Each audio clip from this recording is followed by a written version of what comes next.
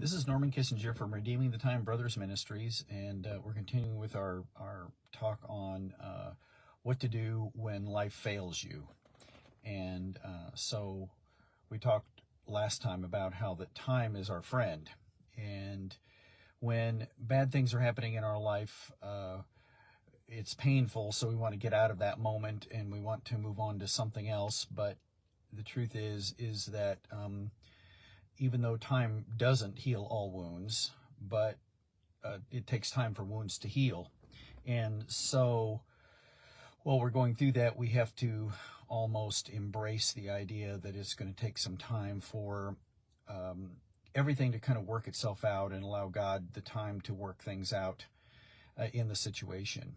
And then the next thing that I'd like to talk about is that we are careful that we don't make any big decisions, or careful about making decisions when we're under a lot of stress, because decisions made under stress will very often not be spirit-led decisions. And so we have to be careful that the decisions we make when life is failing us and things are very stressful, that we're not making decisions that end up hurting us in the long run. And so my advice anytime, and when I preach sermons, I will talk about that idea of being careful about making any kind of quick decisions, because often that can hurt us in the long run.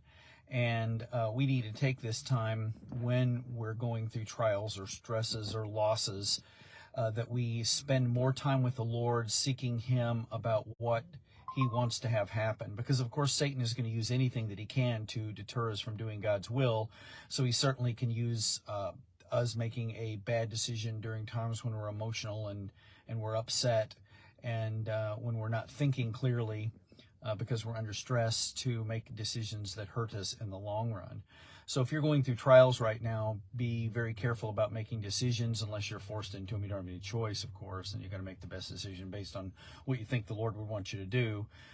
But just be sure that you take the time to pray through those decisions, so that you can still hear God's voice even in the negative times that are happening. God bless you. We'll be back on here again. Make sure that you watch Gene's broadcast and his podcasts on Facebook and TikTok. God bless you guys. You have just a great weekend.